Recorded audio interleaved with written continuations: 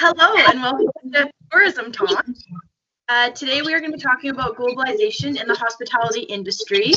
We have me, Chantel, your host, Annika, who's going to be speaking about economic globalization, Cassidy, who's speaking about social globalization, Natalie speaking about global mobility, and Olivia speaking about technological advancements. Let's start off with what globalization is. So globalization in the hospitality industry is the connections of different parts of the world, resulting in the expansion of international economy, culture, and political activities. So it is the movement of integration of goods between people and among different countries that really brings us together. So kind of brushing on what Erica is going to be speaking about, the economic globalization, that is one of the three factors of globalization. So what economic globalization kind of means with that is like the movement of goods and services. So that is cars or phones, like things that countries really share that help one another. Cassidy's been speaking about social kind of cultural globalization. So that more is kind of into family, religion, work, education. And we have Natalie speaking about global mobility, right? And that is the third factor with globalization. And so that kind of refers to people, the movement of people among countries around the world. So there's work, in that there's education, there's travel, exploration, kind of just all of that around. And then we have Olivia speaking about the technological advancements, and that kind of goes on speaking about how globalization has built the technology, and we've been able to share that all across the board today. So we are going to start off with Annika speaking about economic globalization. Thank you so much, Chantel. So as you spoke about before, economic globalization does refer mostly to the movement of goods as well as services and also just material goods in general. So the hospitality industry as a whole functions as a significant tool for this. So it stimulates both the local and regional development inside of a country, which could mean either just infrastructure, it could mean small community development, as well as just development inside of the economy itself. So usually this stems from tax revenues that come especially from the hospitality industry inside of a country. So it'll start with the demand for a service, an innovation, or an investment to be made. And this is especially true for many local businesses in less developed countries that begin to start their development through having hospitality and tourism take an interest inside of that country, usually to be earning a high profit. So this is also true if a country is appealing to have a service chain enter the country as well, which is another big growth revenue gain. So travel companies and other types of companies will move into places, which then begins bringing in either workers and goods that help the economy. So overall, without the globalization, an economy's development tends to be stunted. We can see this in places such as Northern Africa or certain parts of Asia, which without having globalization there, without having different cultures as well as different nations take an interest and become exposed to the culture there, they aren't developing and competing in markets as quickly as we can see, for instance, different Western countries that did have globalization and a hospitality interest happen in their countries. So I'm now going to give it over to Cassidy to talk a little bit more about the cultural impact of some of this movement happening and globalization as a whole. All right, thank you so much, Annika. And let me just say I'm so honored to be on this talk show. I'm very excited to share with you about globalization. I think it's a really interesting topic. So social globalization is really interesting. We're starting to see this want to discover and experience other cultures and to learn from them as well, which is really amazing. We're starting to see younger generations come up and they would rather collect experiences than possessions. And this is a huge positive side effect of globalization on a whole. We have this new cultural curiosity, and as Annika touched on, a kind of new cultural economy that is forming in our world. And to see the influence of that and the side effects of that is really positive. lots of cultural exploration happening. In fact, recent studies have shown that the majority of certain countries and people say that they get their identities from different cultures as well as their own, which is really interesting. People are the driving force behind globalization. So I think this focus on the social side of it and on culture is really unique and interesting.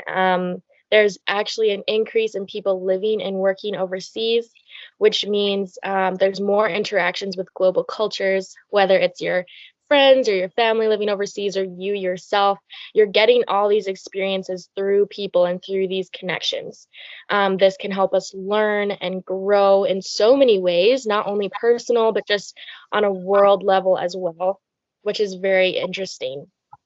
One area that we've seen this is the environment. As people travel more and see what's going on in the world and see the world in maybe a different lens, they're able to care more about the environment. And there's been a huge increase in just traveling with a green conscious and trying to be good to the environment. This also shows with recycling. Recycling has become so much more important, and also buying from local food stores. And if you really look at it, we can all draw this back to social globalization and the effect that it has. So yes, thank you very much. And I will pass it on to Natalie. Amazing. Okay, so I'll be talking about the global mobility and how it's eased travelers.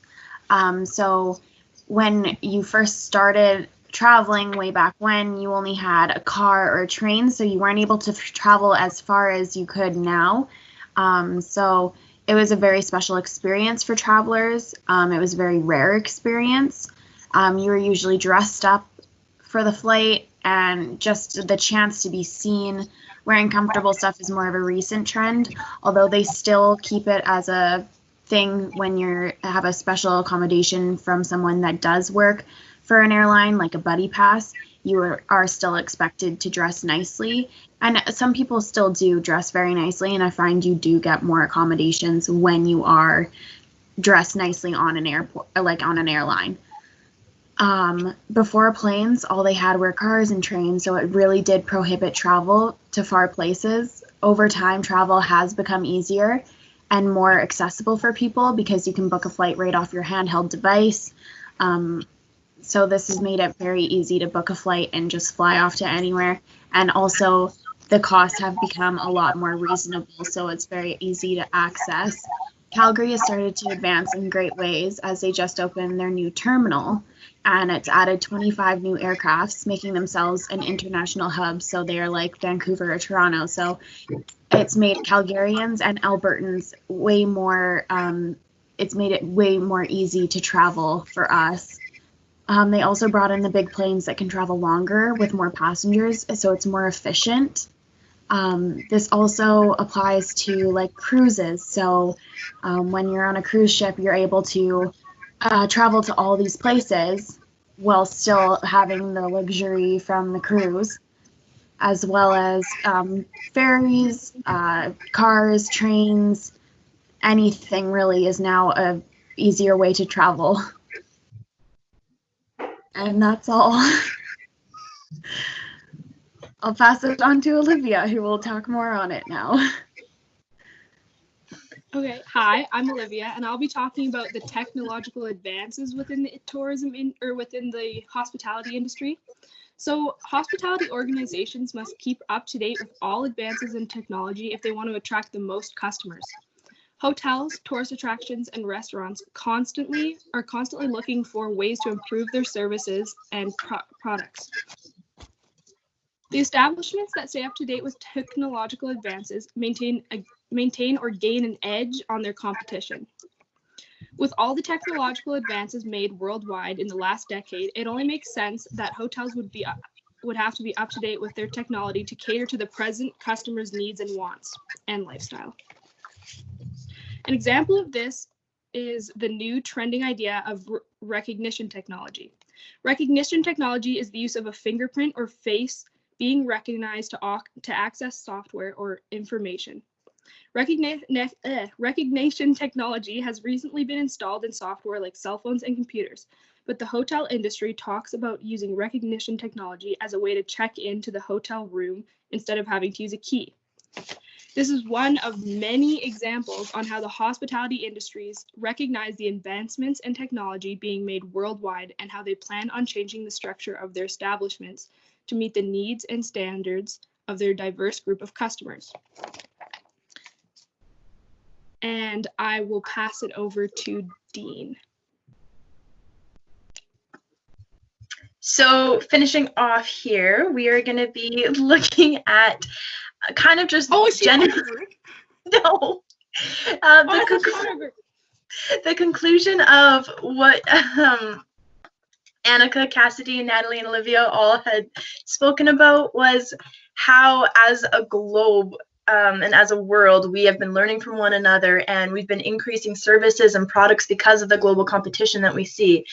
So from that, it's increased the ways of travel, so it's an easier way of traveling now, and we see different kinds of ways. So there's trains and ferries and cars, like Natalie was saying, but there is a huge push for the green environment and making sure that we are traveling in ways that aren't going to be leaving a huge huge footprint behind. And that's what Cassidy was talking about. One of the biggest points I did like is how we are looking for our identity, and by doing that, we are not looking at possessions. Instead, we are looking at more experiences. So yeah, overall, I think that globalization is really good for the hospitality industry. And this is Tourism Talk, so thank you for joining us.